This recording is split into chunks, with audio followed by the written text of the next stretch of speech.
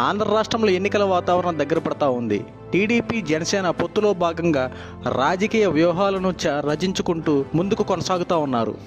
ఇదిలా ఉంటే ఆంధ్ర రాష్ట్రంలో బీజేపీ పరిస్థితి మాత్రం చాలా దారుణంగా ఉంది.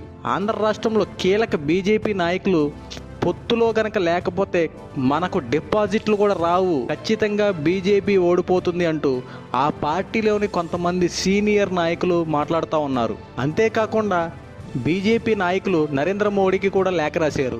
ఆంధ్ర రాష్ట్రంలో ఒంటరిగా బరిలోకి దిగితే ఖచ్చితంగా డిపాజిట్లు కూడా రావు, అదే పొత్తులో భాగంగా కనీసం కొన్ని ఎంపీ సీట్లైనా మనం పోటీ చేయగలిగితే బీజేపీ కొన్ని విజయాలైనా సాధించగలుగుతుంది, అది టీడీపీ జనసేనతో పొత్తు పెట్టుకుంటే బీజేపీకి కొత్త ఆశలు రేపుతాయంటూ నరేంద్ర మోడీకి బీజేపీ పెద్దలు లేఖ రాశారు. ఇదిలా ఉంటే బీజేపీ మాత్రం టీడీపీ జనసేనతో పొత్తుతో క్లారిటీ ఇవ్వలేకపోతా ఉంది.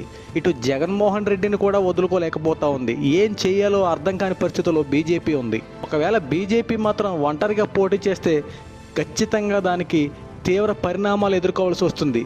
తెలిసి ఓటమి పాలవడం, పరువు పోగొట్టుకోవడం రెండూ సమానమే అవుతుందని చెప్పి బీజేపీ పెద్దలైనటువంటి రుజనా చౌదరి, పురంధేశ్వరి, అలాగే కిరణ్ కుమార్ రెడ్డి నరేంద్ర మోడీని కలిశారు.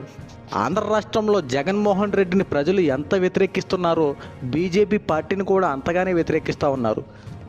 కేంద్రం పోలవరం నిధులు సరిగా రిలీజ్ చేయలేదు. విశాఖ స్టీల్ ప్లాంట్ను ప్రైవేటీకరణ చేయడంలో కేంద్రం కీలక పాత్ర కూడా పోషించడంలో కొంత బాధ్యత మేరకు ఉంది. అలాగే ఆంధ్ర రాష్ట్రానికి రాజధాని విషయంలో కేంద్రం సరిగ్గా పట్టించుకోలేదు, ఆంధ్ర రాష్ట్రాన్ని చూడటం లేదు అంటూ బీజేపీ మీద ఆంధ్రప్రదేశ్ ప్రజలు కొంతమంది తీవ్ర అసంతృప్తి వ్యక్తం చేస్తూ ఉన్నారు.